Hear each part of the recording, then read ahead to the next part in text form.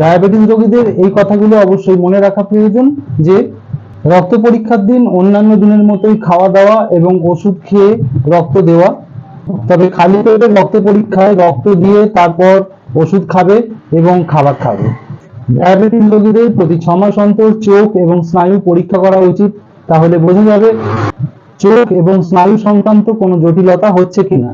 কোনো শ্বেতসারযুক্ত খাবার খেলে রক্তে গ্লুকোজের মাত্রা যতটা বাড়ে এবং সমান পরিমাণ গ্লুকোজ খেলে রক্তে গ্লুকোজের মাত্রা যতটা বাড়ে, এই দুইয়ের অনুপাত হলো ওই খাবারের রক্ত শর্করা সূচক, এটাকে ইংরেজিতে গ্লাইসেমিক ইন্ডেক্স বলা হয়। ভাত, আলু, রুটি, মুড়ি সবই একই গুণসম্পন্ন। ডায়াবেটিস রোগীদের সঙ্গে অবশ্যই 2 চামচ চিনি অথবা গ্লুকোজ রাখা উচিত।